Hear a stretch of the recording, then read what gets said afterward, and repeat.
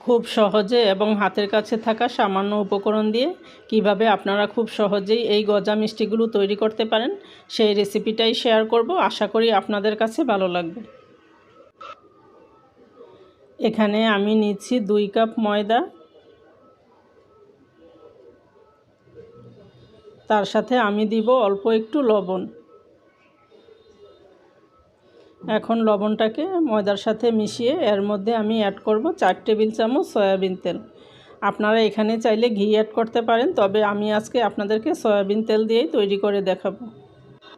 যখন দেখবেন যে মুঠি করলে ময়দাগুলো হাতের মধ্যে মুঠি হয়ে যায়, ওই অবস্থায় বুঝতে হবে যে তেলটা একদম ঠিকমতো হয়েছে। এখন পরিমাণ মতো পানি দিয়ে আমি একটা ডো তৈরি করে নিয়েছি। বেশি শক্তও না আবার বেশি নরমও না, আর এটাকে রেস্টে রাখারও কোনো প্রয়োজন নেই। আমি সাথে সাথে এগুলো তৈরি করে নিব। এখানে আমি ছোট ছোট করে লেচি কেটে নিয়েছি। এখন আমি আপনাদেরকে তৈরি করে দেখিয়ে দিচ্ছি। এই গজাগুলোকে আমি মিডিয়াম সাইজ করে তৈরি করছি। আপনারা চাইলে ছোট বা বড় যে কোনো শেপে তৈরি করতে পারেন। এগুলো বেলার সময় কোনো ময়দা বা তেলের প্রয়োজন নেই। এগুলো ছাড়াই খুব সহজভাবে আপনারা এগুলো বেলে নিতে পারবেন।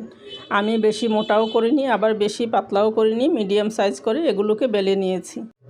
এখন একটা কাঁটা চামচের সাহায্যে আমি ফুটো করে দিয়েছি, যেন ভাজার সময় এগুলো ফুলে না ওঠে আর খাস্তাভাবে তৈরি হয়। আমি একইভাবে আপনাদেরকে আরেকটা তৈরি করে দেখিয়ে দিচ্ছি। এখানে আমি গজাগুলো ময়দা দিয়ে তৈরি করছি। আপনারা চাইলে আটা দিয়েও তৈরি করতে পারেন, তবে ময়দা দিয়ে তৈরি করলে তুলনামূলকভাবে একটু খেতে বেশি ভালো হয়। এভাবে করে আমি সবগুলোকে তৈরি করে নিব। এখন আমি ভাজতে চুলায় চলে যাব। একটা প্যানে আমি একদম লো আঁচে তেল গরম করে নিয়েছি। চুলার জালটা অবশ্যই একদম লোতে থাকতে হবে, তা না হলে এগুলো কালার চলে আসবে আর খাস্তা হবে না। চুলার জালটা একদম লোতে রেখে উল্টে পাল্টে আমি 3-4 মিনিট সময় নিয়ে এগুলোকে ভেজে নিব। এগুলোতে যেন কালার চলে না আসে, বেশি লাইটও হবে না আবার বেশি ডিপও হবে না, মাঝামাঝি করে আমি এগুলোকে ভেজে নিব। বেশ কয়েকবার উল্টে পাল্টে আমি এগুলোকে ভেজে নিয়েছি।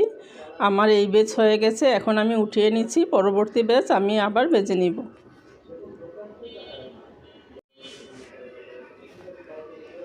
এখানে একটা প্যানে আমি দিচ্ছি 1 কাপ চিনি।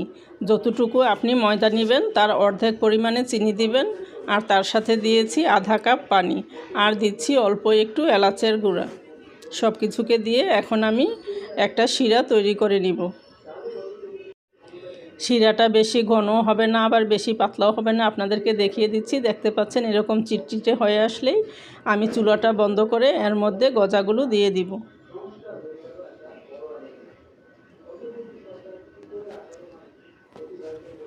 এই সময় অবশ্যই আপনারা চুলার জালটা বন্ধ করে দিবেন, তা না হলে এগুলো নরম হয়ে যাবে।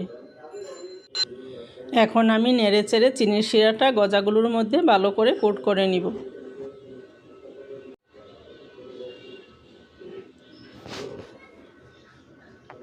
এখন আমি গজাগুলোকে চুলা থেকে নামিয়ে নিব। নামিয়ে এগুলো ঠান্ডা করে নিয়েছি। দেখতে পাচ্ছেন এখন আরও ঘন হয়ে এসেছে। গজাগুলো আমার সুন্দরভাবে চিনি শিরায় কোট হয়ে গিয়েছে। এখন আমি আপনাদেরকে পরিবেশন করে দেখিয়ে দিচ্ছি। খুবই আকর্ষণীয় এবং মজার একটা রেসিপি। আপনারা দোকান থেকে না কিনে খুব সহজেই বাসায় গজাগুলো তৈরি করে খেতে পারেন। দেখবেন ছোট থেকে বড় সবাই খুবই পছন্দ করে খাবে। আশা করি রেসিপিটি আপনাদের ভালো লেগেছে। সবাই ভালো থাকবেন। আল্লাহ হাফেজ।